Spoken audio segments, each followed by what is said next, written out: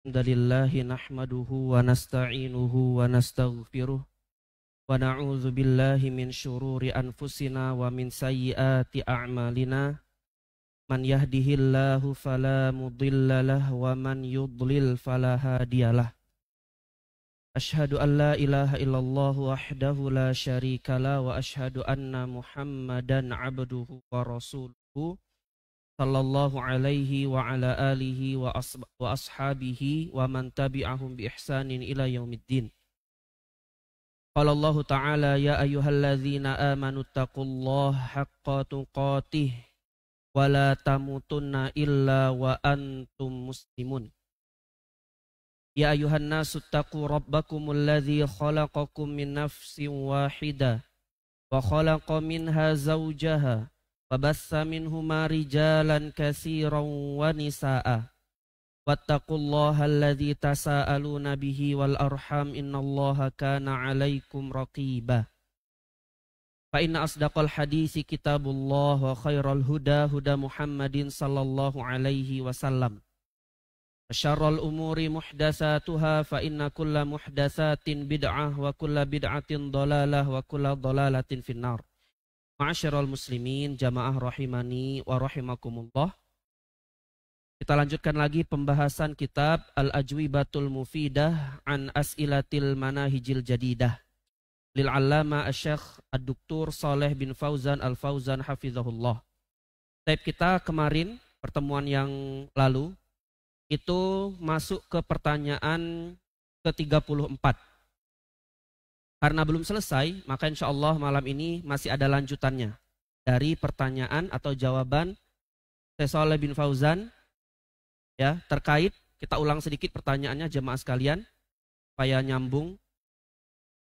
Yaqulu sa'il, penanya berkata bahwasanya kita perhatikan di kalangan pemuda di akhir-akhir ini mereka meremehkan atau bahkan tidak memiliki perhatian di dalam belajar akidah, di dalam belajar perkara akidah. Kita perhatikan, kata beliau, kata penanya, banyak pemuda yang mereka meremehkan dalam belajar akidah. Ingat, ini meremehkan, Pak ya. Bisa jadi mereka belajar namun memiliki porsi yang sedikit. Wanshighaluhum bi umurin ukhra. Malahan mereka sibuk dengan perkara-perkara yang lain. Maka apa nasihatmu wahai Syekh untuk para pemuda yang seperti ini? Yang mereka tidak memiliki perhatian atau meremehkan permasalahan atau belajar akidah. Dan ini bukan hanya untuk pemuda, Pak ya. Ini berlaku untuk semua kaum muslimin. Maka di antara nasihat Syekh yang sudah kita sampaikan pada pertemuan yang lalu, li'annal aqidata hiyal aslu. Maka kata beliau, sangat penting belajar akidah. Karena akidah ini adalah aslu, pondasi. Yang dimana di atas akidah inilah dibangun amalan-amalan soleh. Dan sudah kita sebutkan juga pada minggu yang lalu, bagaimana pentingnya belajar akidah atau perbandingan antara akidah dan amalan, mana yang lebih penting? Kita tidak mengatakan amalan itu tidak penting, Pak ya. Penting, amalan penting. Namun ketika dibandingkan antara akidah dan amalan, maka yang menjadi prioritas kita adalah perkara akidah. Ini beberapa poin sudah kita sampaikan pada pertemuan yang lalu. Tapi kita sampai di perkataan Syekh. Beliau membawakan firman Allah Subhanahu wa ta'ala kepada Nabi Muhammad. Kata Allah, fa'lam. Ketahuilah wahai Muhammad. Ilmuilah wahai Muhammad. Apa? Nabi Muhammad disuruh Allah untuk berilmu tentang apa? Annahu la ilaha illallah. Bahwasanya tidak ada sesembahan yang berhak disembah dengan benar kecuali Allah Subhanahu wa ta'ala. Nabi SAW diperintahkan oleh Allah untuk berilmu tentang perkara akidah. Ini pentingnya, Pak. Ya, sekelas Nabi Muhammad pun masih disuruh untuk belajar, mengilmui tentang kalimatut tauhid. Kemudian baru di lanjutan ayatnya Allah menyebutkan wastaghfir li dzambik, dan mintalah ampun untuk dosamu, walil mu'minin, dan untuk orang yang beriman, laki-laki, wal mu'minat, dan untuk wanita yang beriman. Setelah Allah memerintahkan Nabi Muhammad untuk mengilmui tentang kalimat tauhid, baru kemudian Nabi Muhammad diperintahkan untuk beristighfar. Kalimatut tauhid perkara akidah, istighfar amalan. Maka Allah mendahulukan perkara akidah di atas amalan. Tapi sekali lagi, supaya tidak salah paham, kita ingatkan terus ya, bahwasanya amalan juga penting. Karena amalan itu adalah buah dari akidah yang benar. Dan sudah kita sampaikan kaidah secara umum yang disebutkan oleh para ulama. Kata para ulama, az-zahir wal batin mutalaziman layan fakkan. Kata para ulama, zahir dan batin, yang nampak dan yang ada di dalam batin itu pasti selaras. Tidak mungkin terpisahkan. Akidah yang benar pasti melahirkan amalan soleh yang baik. Makanya Bapak jemaah rahimani wa rahimakumullah, baiknya ibadah itu tergantung baiknya akidah seseorang. Ya. Baik, kita lanjutkan lagi. Insyaallah pada malam hari ini ya, beliau akan membawakan faidah surat Al-Asr. Ya. Baik, kata Syekh Shalih bin Fauzan hafizahullah, beliau mengatakan wa qala ta'ala, dan Allah Subhanahu wa taala berfirman wal asri, demi masa. Kata-kata al-asr, jamaah sekalian, al-asr itu di antara penafsirannya adalah waktu salat asar. Atau penafsiran yang kedua adalah waktu secara umum. Ya. Allah bersumpah dengan waktu salat asar, atau Allah bersumpah dengan waktu secara umum atau masa. Apa kata Allah Subhanahu wa taala? Innal insana lafi khusrin. Sesungguhnya manusia benar-benar berada di dalam kerugian.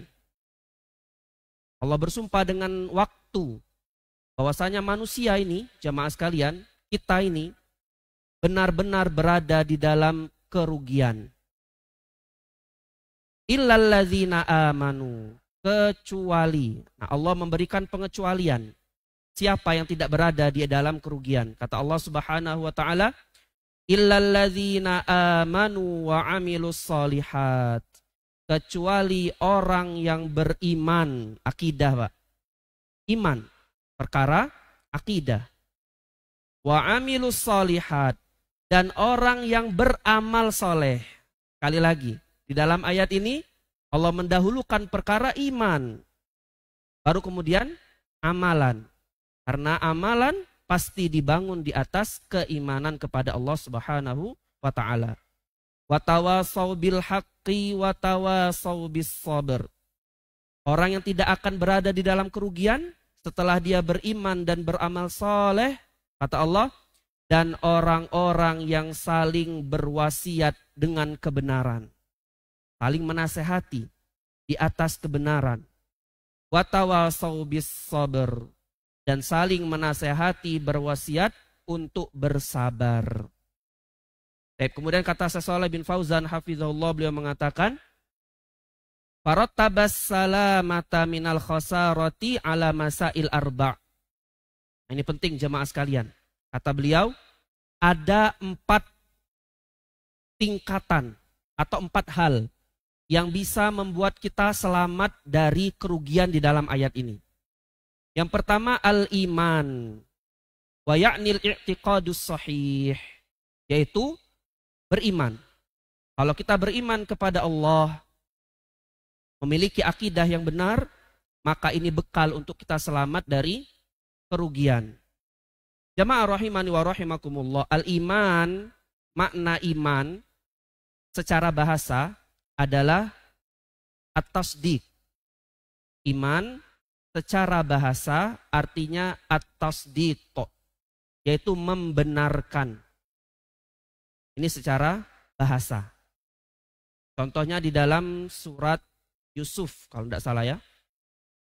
Ketika ikhwatu Yusuf, saudaranya Yusuf, membuat makar, ya, membuat tipu daya, seolah-olah Nabi Yusuf dimakan oleh serigala.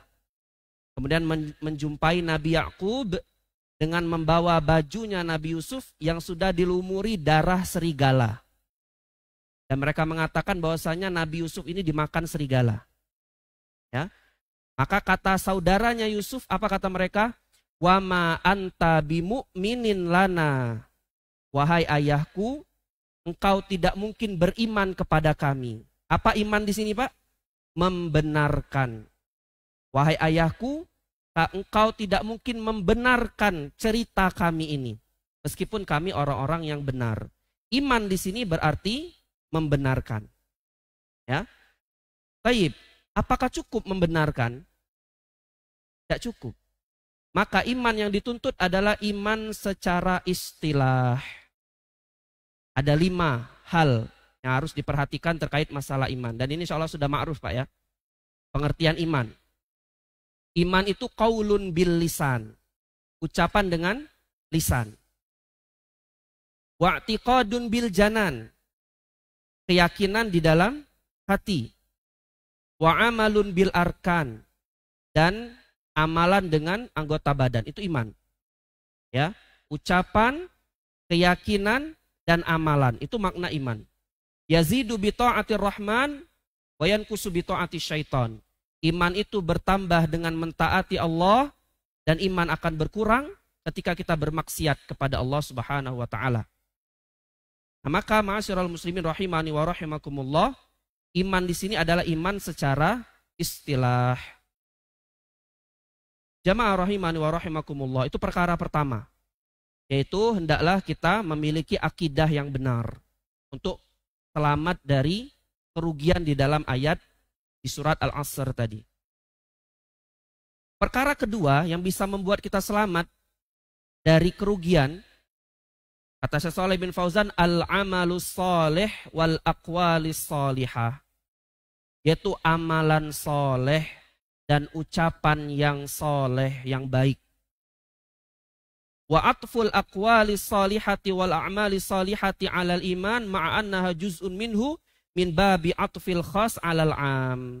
Kata Syekh Shalih bin Fauzan, ya, penggandengan antara ucapan dan amalan dengan iman, padahal iman atau padahal ucapan dan amalan itu bagian dari iman, ini menunjukkan bahwasanya penyebutan yang khusus setelah perkara yang umum. Maksudnya seperti ini jamaah sekalian. Allah menyebutkan di dalam ayat tadi, illalladzina amanu, kecuali orang yang beriman. Wa amilus solihat, dan beramal soleh. Nah, kata beliau, kenapa Allah sebutkan beramal soleh? Padahal amalan itu bagian dari iman. Kenapa kok Allah sebutkan lagi setelah iman tetap ada amalan? Padahal amalan itu bagian dari iman. Maka kata beliau, ini menunjukkan penyebutan yang khusus setelah sesuatu yang umum. Apa tujuannya? Kata beliau, innama atfuha alaihi ihtimaman biha, yaitu untuk menekankan perhatian terhadap hal tersebut. Ya, untuk menekankan, memberikan penekanan terhadap sesuatu tersebut. Karena ada orang yang dia memiliki iman, namun dia tidak beramal. Itu loh maksud Allah, supaya ditekankan lagi. Bahwasanya iman itu membuahkan amalan soleh. Jamaah rahimani wa rahimakumullah. Ayat ini, ayat surat Al-Asr ini dijadikan dalil oleh orang-orang yang mengatakan bahwasanya amalan bukan bagian dari iman. Saya ulangi ya, ayat ini dijadikan dalil oleh kelompok Murji'ah. Untuk mereka mengatakan amalan itu bukan bagian dari iman. Orang mau bermaksiat, ya imannya tetap, tidak berubah. Orang mau melakukan apapun, dosa apapun, imannya tidak akan berpengaruh. Ini menyelisihi akidah Ahlussunnah. Akidah Ahlussunnah mengatakan amalan bagian dari iman. Baik, kenapa mereka berdalil dengan ayat ini jamaah sekalian? Kok mereka mengatakan amalan bukan bagian dari iman? Kata mereka karena Allah memisahkan antara iman dan amal di dalam ayat ini. Lihat Pak, ya, kelompok sesat, ahli bid'ah itu suka mainnya di dalam hal yang seperti ini. Ya, kalau kita tidak memiliki akidah yang benar, sudah kita akan terikut ya ke dalam pemikiran mereka. Mereka mengatakan, lihat Allah menyebutkan kecuali orang yang beriman dan beramal soleh. Berarti iman dan amal soleh bukan satu kesatuan, kata mereka. Nauzubillah. Ya, ini akidah yang menyimpang. Makanya dijawab oleh salah satu ulama ketika membantah ini, kalau begitu, kalau kalian mengatakan demikian, berarti kalian menyembah dua Tuhan. Maksudnya apa Pak? Di firman Allah Subhanahu wa taala, Rabbul masyriqaini wa Rabbul maghribain. Rabb yang menguasai timur dan Rabb yang menguasai barat. Loh, berarti kalian menyembah dua Tuhan kalau kalian menafsirkan ayat ini seperti itu. Ya, maka jamaah sekalian rahimani wa rahimakumullah, penting, sekali lagi penting kita memahami akidah yang benar bahwasanya amalan itu merupakan bagian dari keimanan. Ya. Baik, kemudian perkara ketiga yang bisa membuat kita selamat dari kerugian di dalam ayat tadi, kata Shalih bin Fauzan, kata beliau, watawasau bil haq, yaitu saling berwasiat, saling menasehati di dalam kebenaran. Yakni da'au ilallah, yakni dia mengajak orang untuk kembali kepada Allah Subhanahu wa taala. Berdakwah itu jamaah sekalian, kata beliau, itu mengajak umat, mengajak manusia untuk kepada Allah Subhanahu wa taala. Bukan mengajak manusia kepada individu. Ya, tidak boleh. Ada permisalan yang bagus. Karena mungkin sebagian kita bingung bagaimana mengajak orang kepada diri sendiri dan mengajak orang kepada Allah. Ada satu contoh yang bagus. Seperti ini jemaah sekalian. Ya. Ada dua anak yang sedang bermain bola, dua anak. Kemudian datang waktu sholat. Kita yang melihat dua anak yang sedang bermain ini, kita tegur agar mereka melaksanakan sholat. Kita ajak mereka untuk melaksanakan sholat, dua anak ini. Anak yang pertama, responnya adalah respon yang baik. Dia menjawab, terima kasih sudah diingatkan, dengan senyuman, jazakallah khairan sudah diingatkan. Ya, responnya baik. Anak yang kedua, responnya kurang baik. Marah mungkin, lagi seru-seru main tapi diingatkan untuk sholat. Itu respon yang anak yang kedua. Kemudian kita melaksanakan sholat, setelah sholat kita lihat. Ternyata anak yang pertama tidak sholat, malahan anak yang kedua yang sholat. Tayyib, pertanyaannya, kita lebih cinta ke anak yang pertama, yang responnya baik, atau anak yang kedua, yang responnya buruk tapi dia sholat? Gimana kira-kira Pak? Anak yang kedua. Kalau kita lebih cinta kepada anak yang kedua, meskipun dia responnya buruk ketika kita ajak sholat, tapi dia tetap sholat.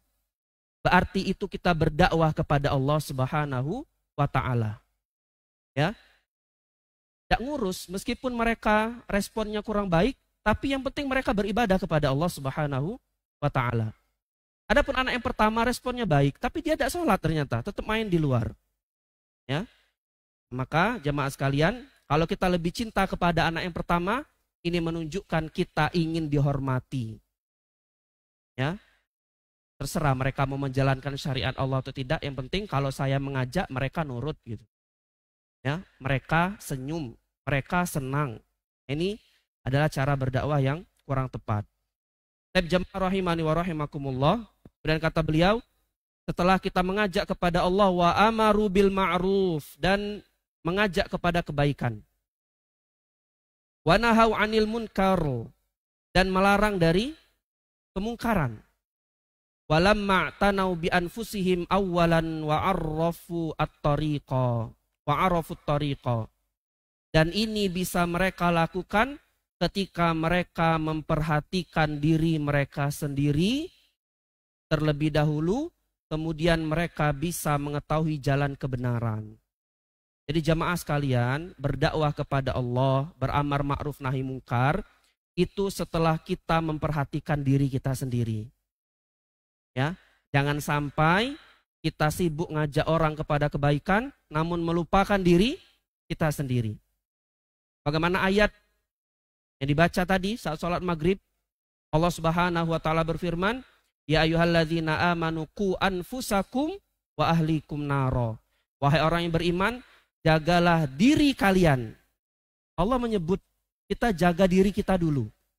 Kemudian baru keluarga kita dari api neraka.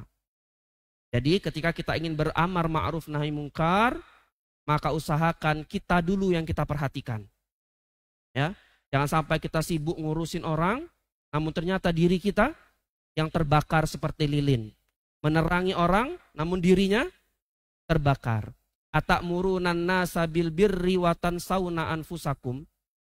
Apakah kalian menyuruh manusia kepada kebaikan dan kalian melupakan diri kalian sendiri?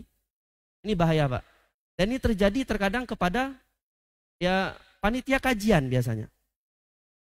Mereka sibuk ngurusi kajian seperti ini. Namun ketika kajian diadakan, ustadznya sudah menyampaikan ilmu, ya panitianya nggak tahu kemana. Ya, sibuk dengan ini, dengan itu. Mereka mengatakan ya sudah, yang penting tablik akbarnya terselenggara karena kami. Lah, panitianya harus dapat ilmu dulu.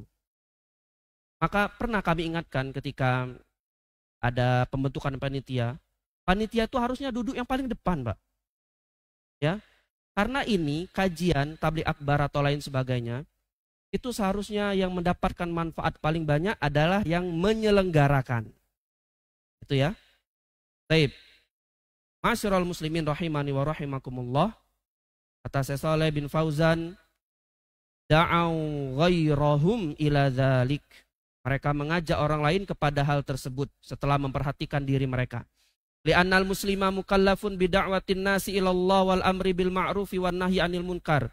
Karena manusia diberikan beban untuk berdakwah kepada Allah, mengajak manusia kepada Allah dan beramar ma'ruf nahi mungkar. Tugas dakwah adalah tugas semua orang.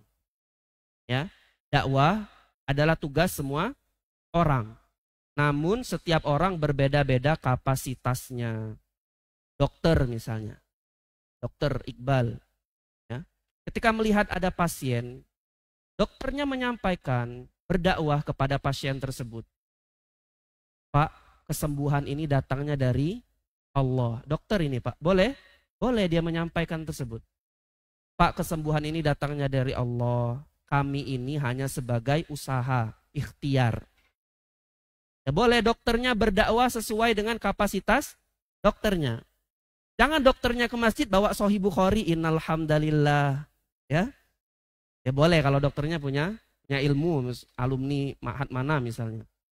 Tetapi jamaah sekalian, dakwah tugas semua orang sesuai kapasitasnya. Ya. Baik. Kemudian kata beliau, watawasau bis sabri. Perkara yang keempat yang bisa membuat kita selamat dari kerugian adalah saling menasehati di atas kesabaran. Sabar ada 3 tingkatan. Sabar ada 3 tingkatan.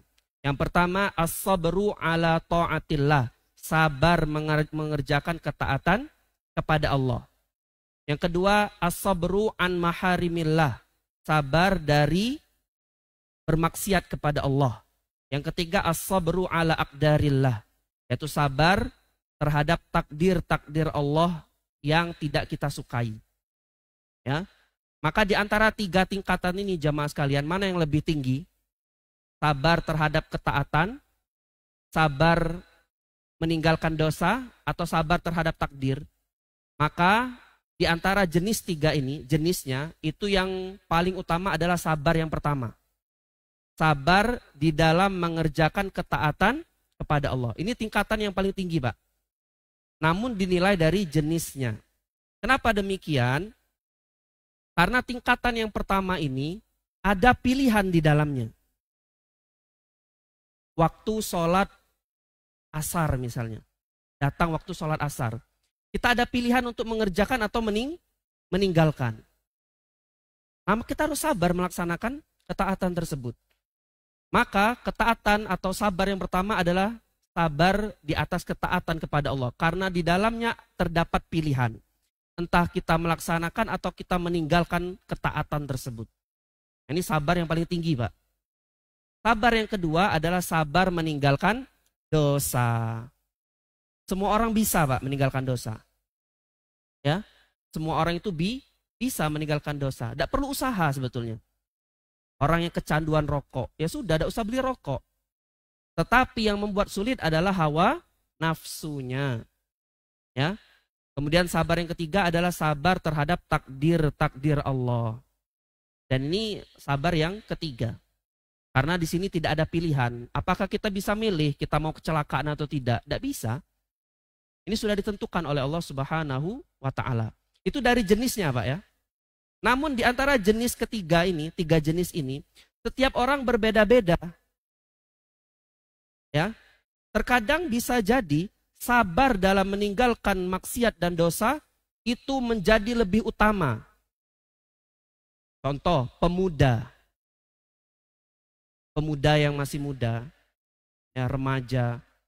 Maka sabar yang utama untuk mereka adalah sabar di dalam meninggalkan dosa, Pak. Ya, karena mereka jiwanya masih muda, syahwatnya masih kuat. Maka sabar meninggalkan dosa itu lebih utama untuk mereka.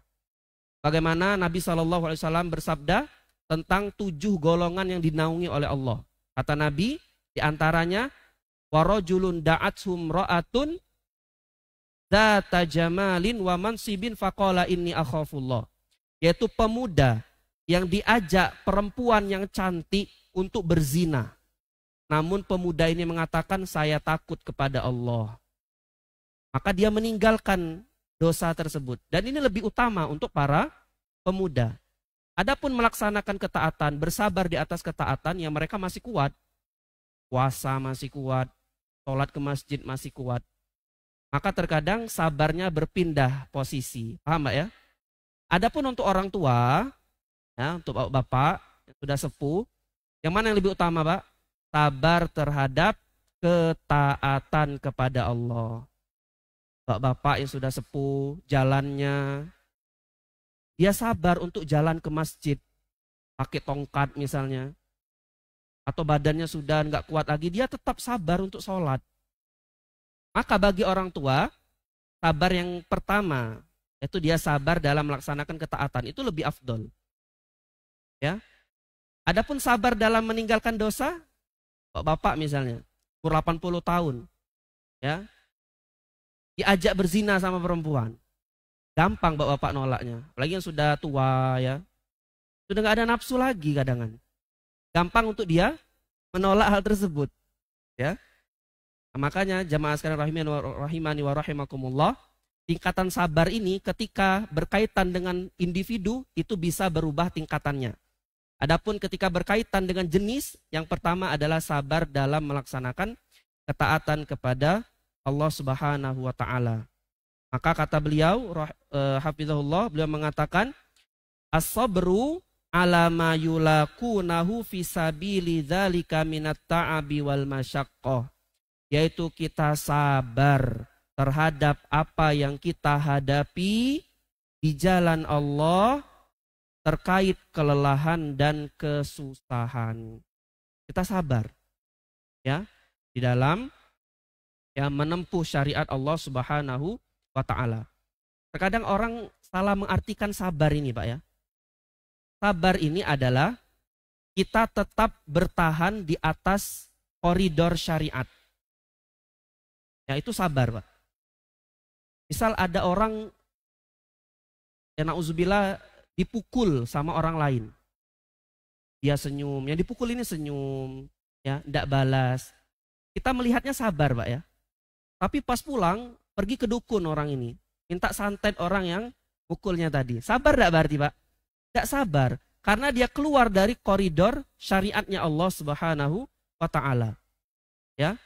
Maka sabar adalah kita tetap berada di atas koridor syariatnya Allah Subhanahu wa ta'ala. Terhadap apapun yang kita hadapi, dari kelelahan, dari kesusahan. Ada orang kena begal misalnya, na'udzubillah kena begal. Ya. Begalnya masih dekat padahal, masih kelihatan. Dia tidak mau ngejar, dia sabar. Itu bukan seperti itu sabar. Ya, bukan seperti itu.